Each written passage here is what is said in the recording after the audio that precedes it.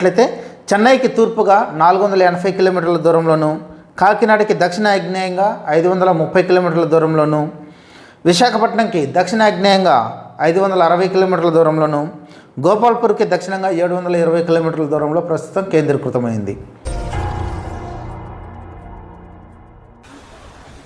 ముంతా తుఫాన్ విశాఖ తీరానికి 560 కిలోమీటర్ల దూరంలో కేంద్రీకృతమై ఉంది.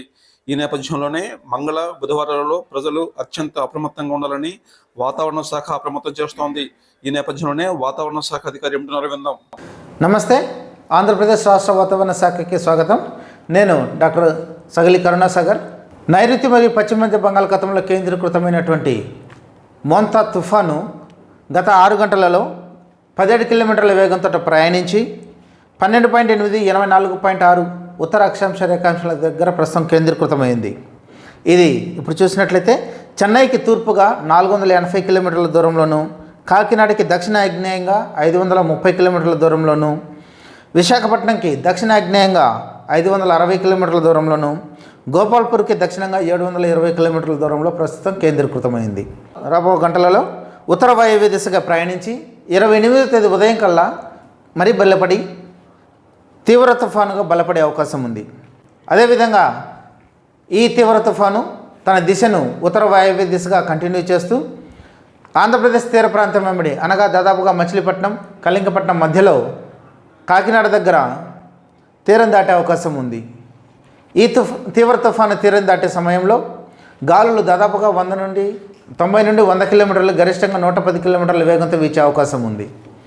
ఇక దీని ఫలితంగా చూసినట్లయితే రాష్ట్రంలో ఉన్నటువంటి వాతావరణ హెచ్చరికలు భారీ నుండి అతి భారీ వర్షాలతో పాటుగా అత్యంత భారీ వర్షాలు 1 లేదా 2 చోట్ల కురిసే అవకాశం ఉంది. మరీ ముఖ్యంగా గమనించినట్లయితే ఈ కోస్తా జిల్లాల వెంబడి, సముద్ర తీర ప్రాంతం వెంబడి ఉన్నటువంటి ఈ కోస్తా జిల్లాలన్నింటిలో కూడా మనకు అత్యంత భారీ వర్షాలు 1 లేదా 2 చోట్ల సంభవించడానికి అవకాశం ఉంది. ఇక మిగిలినటువంటి జిల్లాలు అయినటువంటి ఈ పశ్చిమ వైపున ఉన్న జిల్లాలన్నింటిలో కూడా మనకు భారీ నుండి అతి భారీ వర్షాలు రావడానికి అవకాశం ఉంది. ఇక కర్నూలు, అనంతపురం, సత్యసాయి జిల్లాలో 1 లేదా 2 చోట్ల భారీ వర్షం రావడానికి అతి తక్కువ సంభావ్యత అవకాశం ఉంది.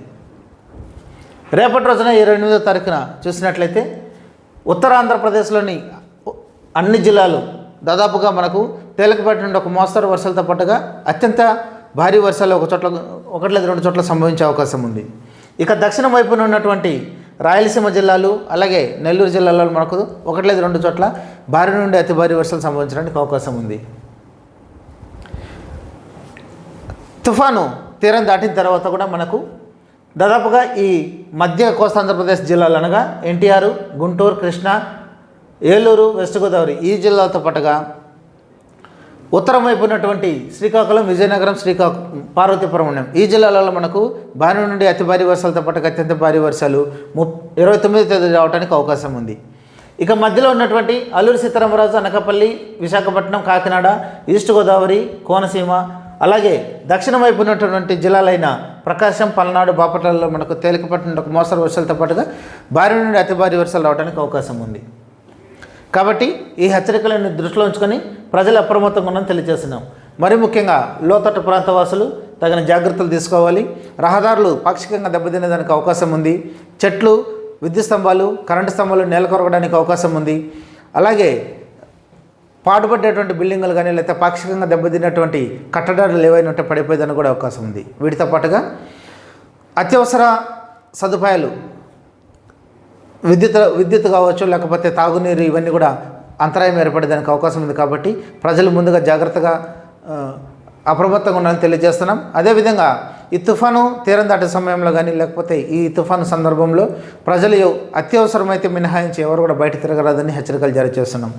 అదేవిధంగా గాలులు గమనించినట్లయితే ఈరోజు 45 నుండి 55 కిలోమీటర్లు, గరిష్టంగా 65 కిలోమీటర్లతో గాలులు వీచే అవకాశం ఉండగా ఇవి కొద్దిగా పెరిగి రేపటికి 60 నుండి 70 కిలోమీటర్లు, గరిష్టంగా 80 కిలోమీటర్లు రేపు ఉదయం వీచే అవకాశం ఉంది.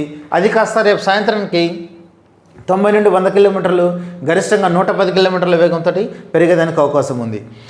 29వ తేదీ ఉదయం కూడా గంటకి 90 నుండి 100 కిలోమీటర్లు, గరిష్టంగా 110 కిలోమీటర్ల వేగంతో వీచే గాలులు సాయంత్రంకి కొద్దిగా బలహీనపడి 45 నుండి 55 కిలోమీటర్లు, గరిష్టంగా 65 కిలోమీటర్ల వేగంతో వీచేదానికి అవకాశం ఉంది. ఇక సముద్ర కండిషన్ చూసినట్లయితే రఫ్గా ఉండేదానికి అవకాశం ఉంది. అదేవిధంగా స్టామ్ సజ్జు కూడా మరి ముఖ్యంగా తీరం దాటే సమయంలో ఈ కాకినాడ ఈ పరిసర ప్రాంతాలలో దాదాపుగా 1 మీటర్ అబోవ్ ఆస్ట్రానమికల్ టైడ్ వచ్చేదానికి అవకాశం ఉంది. కాబట్టి మత్స్యకారులు ఎవరు కూడా 29వ తేదీ వరకు సముద్రంలోకి వేటకు వెళ్ళరాదని హెచ్చరికలు జారీ చేస్తున్నాం.